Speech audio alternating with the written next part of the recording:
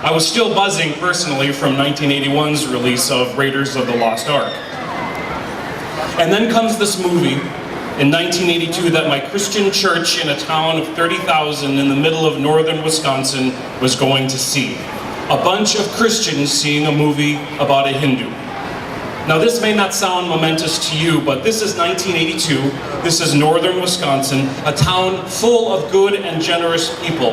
But our idea of diversity was that there were both Lutherans and Catholics in our town. I had never met a Hindu. In fact, I don't think there were any Hindus in my town.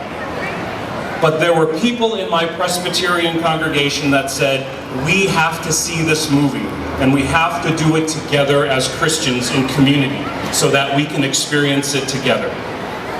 And so I was part of this group, age 11, to see a 3-hour-long movie devoted to the life of Mahatma Gandhi. And I remember, after the first 2 hours, the movie made such an impact on me that I fell asleep.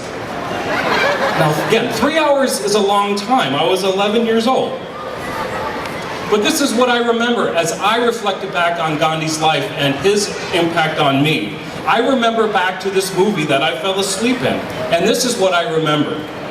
That this Christian church, 99.9% of people of European descent, with a significant contingent, took a significant contingent of people to this movie.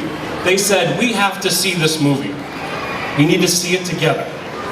It isn't just about Gandhi's life that was important, but those people in my life said to me, Gandhi is important not because his life was one of a Christian, but because it reflected the life that Christ led. Gandhi's life was one that affected those who affected me. So I did not know Gandhi, but Gandhi's life was one that my mentor said, pay attention. As a pastor and as a parent, this message is important. Your parents, your children and your students, those who you are influencing, they're watching you, but they're also watching what you value and what you think is worth your time and devotion. My Christian church made Gandhi relevant to me by saying, this is a man worthy of attention. And this movie has continued as the robes hung over those spindly legs, the round glasses that looked like they belonged on the face of an accountant, not a world changer, the sounds of the crowd that thronged around him. The year before that movie, I had taken a trip to China to see where my father grew up. And the movie as well opened my eyes even more that there was a huge world out there, not just the safe little world that I was in. Gandhi has been an inspiration to me because of the way that he refused to let his world remain small, that he allowed the borders of his experience to expand. He allowed his faith to encompass more and more. He spoke out of a particularity for the sake of the whole. And so as I began to read Thoreau and King, Gandhi became more and more alive to me. Thoreau's ideas of civil disobedience found new life in Gandhi's work, and the word he called satyagraha, as soul force.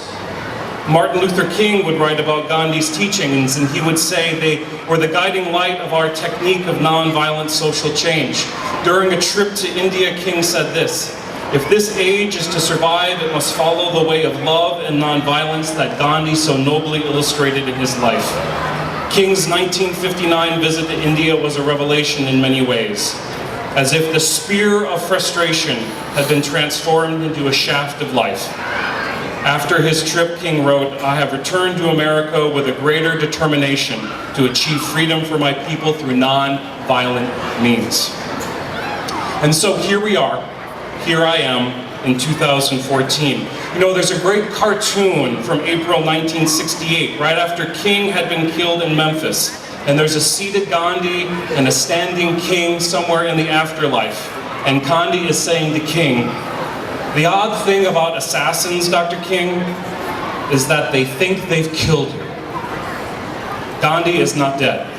Gandhi continues to inspire as his work with people was one that was both idealistic and realistic, one that sought change by appealing to the light in our souls, while not being so naive as to ignore the very darkness of human impulses.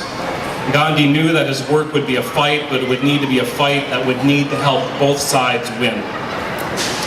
In 1927, Gandhi wrote, When I despair, I remember that all through history, the way of truth and love have always won. There have been tyrants and murderers, and for a time they can seem invincible, but in the end they always fall. Think of it, always. Just a few weeks ago, 2014, Francis Clooney, who is a Catholic priest and also a Hindu scholar and director of the Center for the Study of World Religions at Harvard University, wrote this in America magazine. Because of all the small changes and partial insights that are occurring around us each day, the forces of division and religious hatred really have no chance in the long run. Perhaps the violence is worse because the violent know that they are already the losers, and not just to secularism, but more frighteningly still, to respectful and open interreligious living and learning. Extremists have already lost World War III. Peace and understanding are winning. Interreligious harmony, not interreligious hatred, is the way of the future, and it is happening now from the ground up. And so in closing, I will say we must be that ground up, that swelling of people who will gather to learn, to grow, to not let fear or misunderstandings or misinformation ever have the last word. Thank you. Thank you, Reverend Han. And again, on behalf of the Mahatma Gandhi Library, a token of our appreciation for accepting to be our chief guest for the evening. And thank you for the inspiring talk. The Mahatma Gandhi Library has a simple mission of promoting the universal values of peace, truth, nonviolence, and love.